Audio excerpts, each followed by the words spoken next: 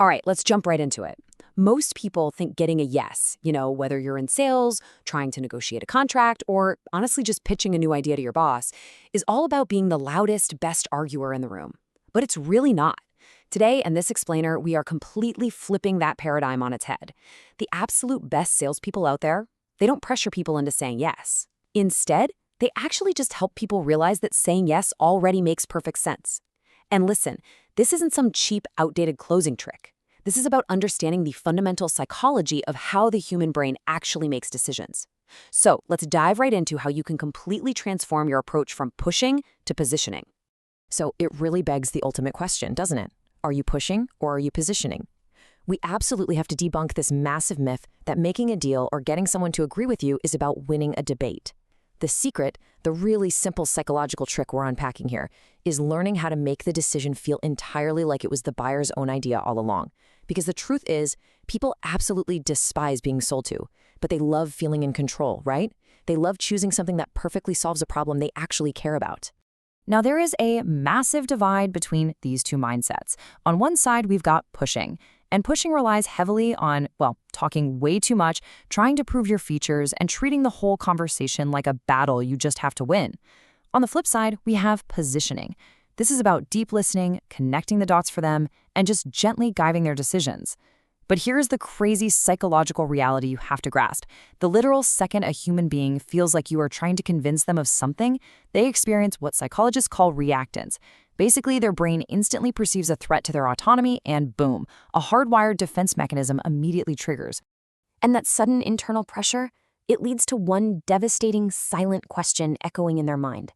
Do they even understand my problem? I mean, think about that universal, awful dread of walking onto a used car lot. Or the last time someone just completely rushed a pitch on you. They probably started rattling off all these amazing features before they even bothered to ask what you cared about. In that moment, you weren't sitting there thinking, wow, this person is so smart. No, you felt alienated. You felt like a target.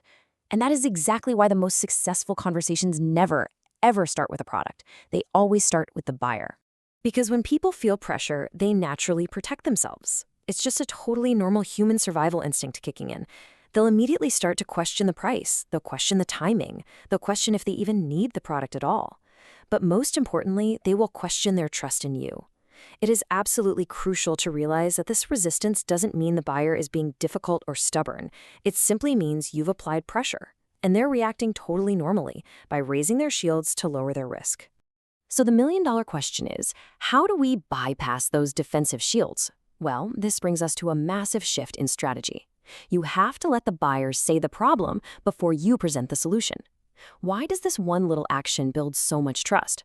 Psychologically, people simply cannot disagree with their own words. If you tell them they have a problem, they instinctively fight back. But when they say it themselves, they take complete ownership of it. And owning the problem instantly makes them incredibly open to actually hearing a solution.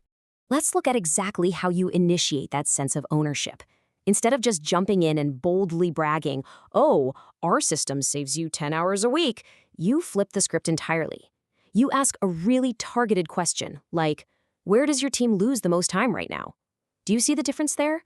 Now, the buyer is doing the heavy lifting. They're actively uncovering their own pain and frustration, and they're telling you exactly what matters most to them. Here's another brilliant example of a strong guiding question.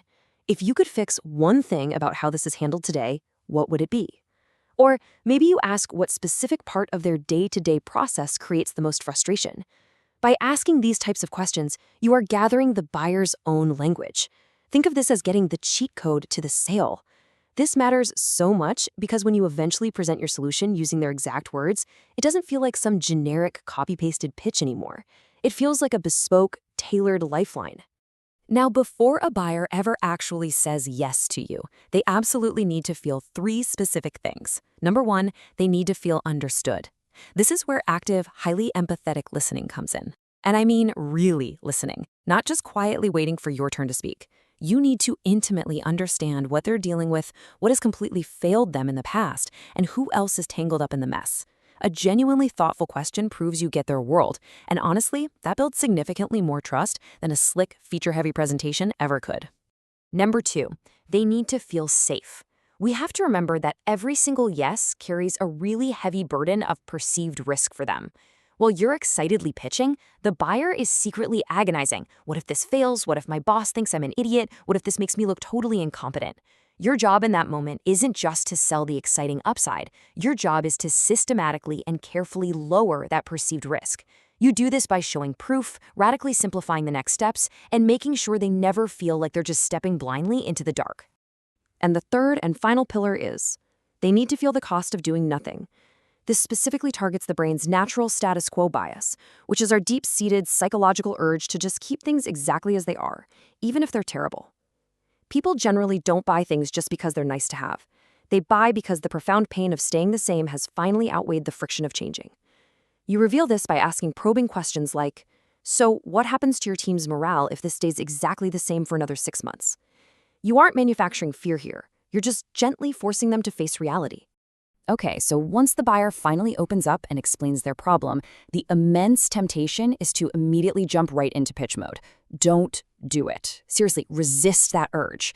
Instead, use what we call the mirror technique. Slow everything down. Take a breath, take the exact pain points the buyer just vulnerably shared, and cleanly reflect their own words right back to them. You say something like, so what I'm hearing is, the biggest issue right now is the sheer amount of time lost and the total lack of visibility. This perfectly aligns your understanding with theirs. And immediately after you effectively mirror those words back, you simply ask this magic question, is that fair? The absolute, undeniable power of this single confirmation question cannot be overstated. When the buyer responds with a definitive yes to that, they aren't just acknowledging your summary. They are confirming the problem itself.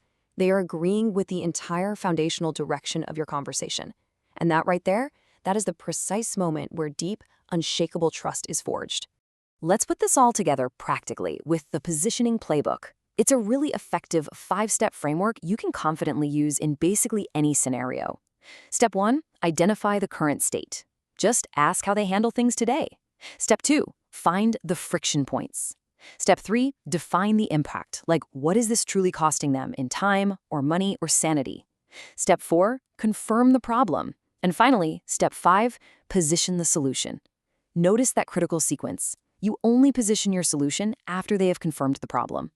You simply transition by saying something like, well, based entirely on that, here is where our solution fits. You aren't aggressively dragging them to a yes, you're patiently helping them walk there themselves. But listen, we also have to be acutely aware of the trust killers we absolutely must avoid. First off, do not oversell or interrupt. It instantly kills rapport. Never rush straight to the demo just because you're super excited to show off a neat feature. Don't drown people in a sea of features they didn't even ask for. Stop answering questions they haven't actually asked yet. And perhaps above all else, never assume your personal favorite benefit is their biggest reason to buy. One buyer might desperately care about cost savings, while another only cares about safety or compliance or just looking competent to their leadership. Their distinct reason matters so much more than your polished pitch. Which brings us to our final thought for this explainer. Don't force the decision. Help them realize they already made it. When people feel pushed, their natural psychological reaction is to always resist. But when people truly feel understood, when they take complete ownership of their own problem, and when they clearly see the steep cost of staying exactly where they are, suddenly saying yes feels like the only logical next step. So as you head into your next high-stakes conversation, ask yourself, are you going to keep fighting the exhausting, uphill battle of pushing, or are you ready to step back and become the architect of the yes they already need?